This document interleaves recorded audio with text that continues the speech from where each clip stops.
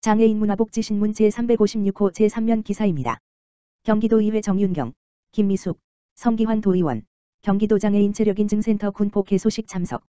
경기도의회 정윤경 의원, 더불어민주당, 군포 1, 김미숙 의원, 더불어민주당, 군포 3, 성기환 의원, 더불어민주당, 군포 2, 은 지난 6일 김현수 경기도문화체육관광국장과 함께 경기도장애인체력인증센터 군포 개소식에 참석해 함께 축하했다. 정윤경, 김미숙, 성기환 도의원 도비 2억 경기도장애인체력인증센터 군포 개소식 참석.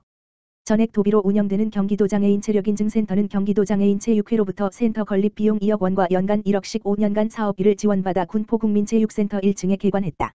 센터는 과학적 체력관리 프로그램 제공을 통해 관내 장애인들의 건강을 증진하고 개인별 체력 진단 및 맞춤형 운동 처방으로 생활체육 참여 동기를 부여하는 서비스를 제공한다.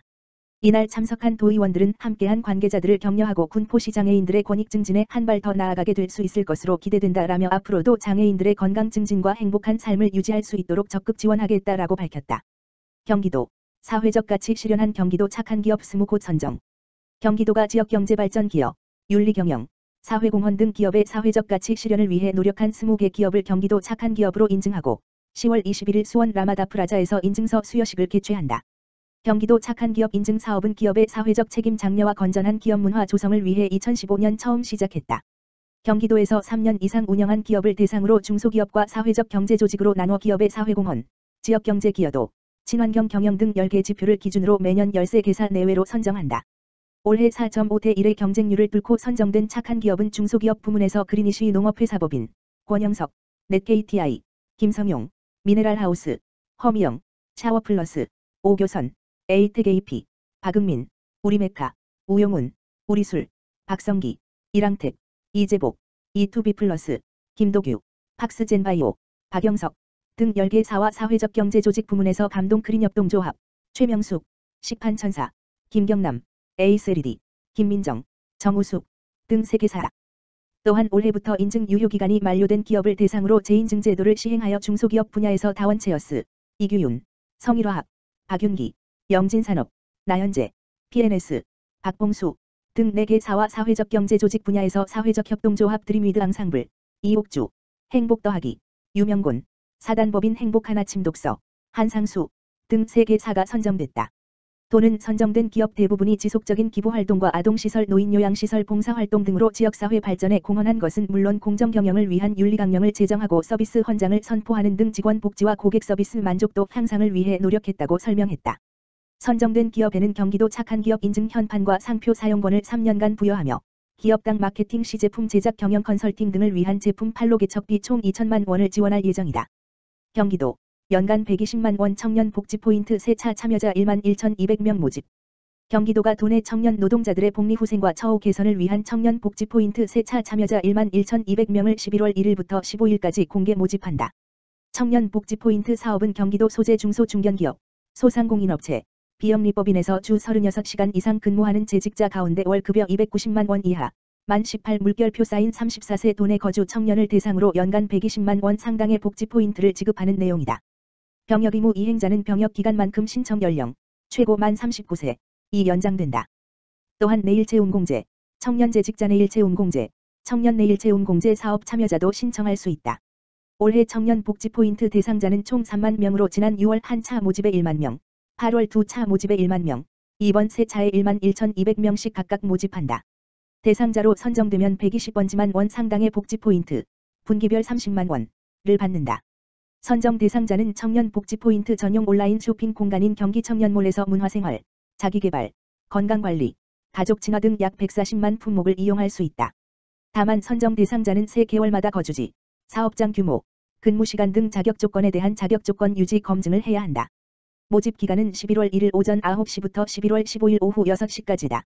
청년 노동자 지원사업 누리집 http://use.잡아버.net에서 온라인으로 신청할 수 있다.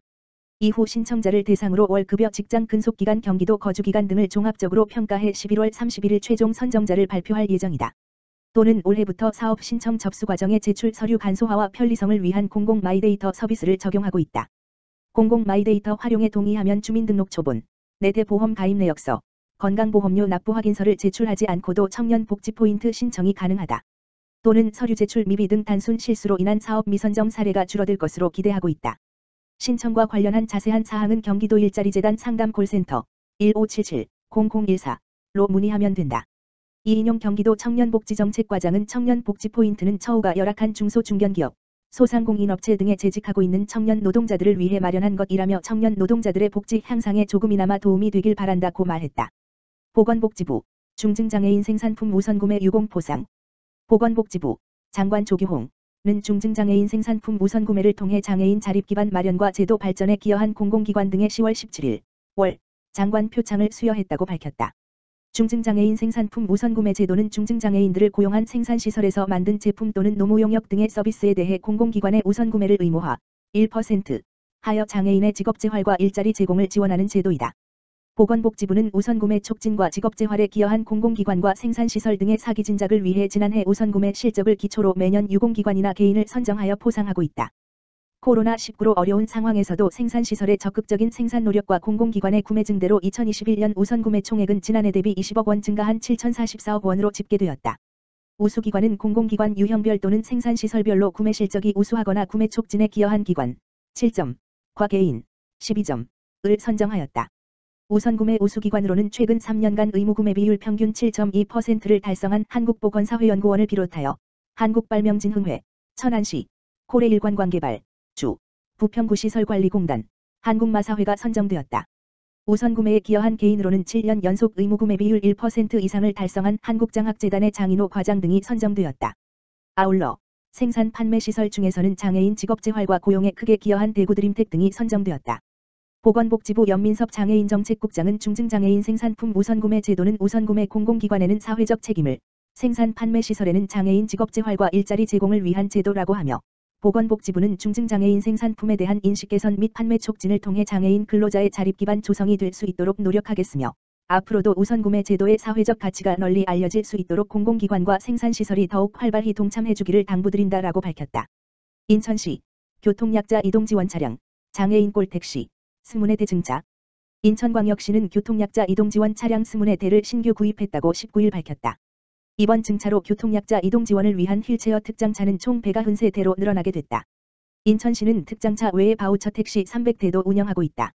바우처 택시는 교통약자가 일반 택시를 이용하는 데 소요되는 비용을 지원하는 사업으로 교통약자는 장애인 꼴택시 요금만 지불하고 인천시가 일반 요금과 장애인 꼴택시 요금의 차익을 바우처 택시 기사, 개인 택시 기사에게 보전해 줌으로써 휠체어를 이용하지 않는 교통약자의 이동을 지원하고 있다.